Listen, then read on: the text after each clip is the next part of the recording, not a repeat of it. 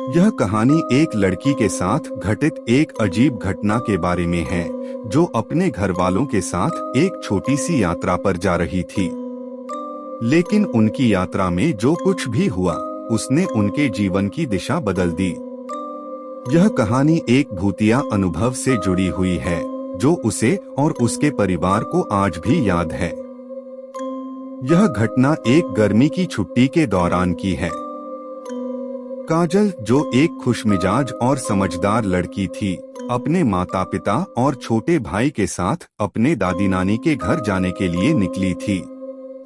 घर से लगभग 200 किलोमीटर दूर एक छोटा सा गांव था, जहां उसकी दादी रहती थीं। काजल और उसका परिवार तैयार होकर सुबह के समय अपनी यात्रा पर निकले थे।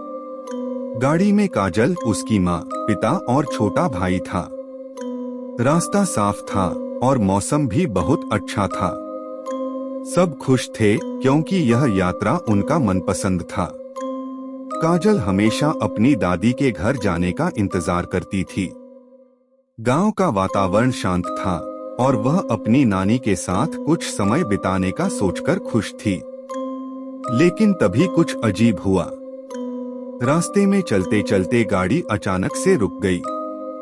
काजल के पिता ने गाड़ी को दोबारा स्टार्ट करने की कोशिश की, लेकिन गाड़ी का इंजन चालू ही नहीं हुआ। क्या हो गया? काजल की मां ने घबराते हुए पूछा। पता नहीं, काजल के पिता ने थोड़ी चिंता के साथ कहा। इंजन बिल्कुल बंद हो गया है। शायद कुछ खराबी है। सब लोग गाड़ी से बाहर निकले और गाड़ी की छत पर बैठकर चारों ओर देखा। रास्ता सुनसान था और दूर दूर तक कोई भी दिखाई नहीं दे रहा था। गाड़ी का इंजन तो खराब था ही, ऊपर से मोबाइल नेटवर्क भी नहीं मिल रहा था। मुझे नहीं लगता कि हम यहाँ से जल्दी बाहर निकल सकेंगे, काजल के पिता ने कहा। उन्होंने गाड़ी के बोनट को खोलकर इंजन को चेक करना शुरू किया, लेकिन समस्या का कोई हल नहीं मिला। अचानक काजल ने एक अजीब सी आवाज सुनी, जैसे कोई धीमी सी ठहाका मार रहा हो। वह डर के मारे कांपने लगी, लेकिन उसने कुछ नहीं कहा। उसकी मां ने कहा, शायद किसी ने कुछ कहा हो, यह आवाज हवा से आ रही होगी। लेकिन काजल के दिल में एक अजीब सा डर बैठ चुका था। उसे महसूस हो रहा था कि कुछ ठीक नहीं है।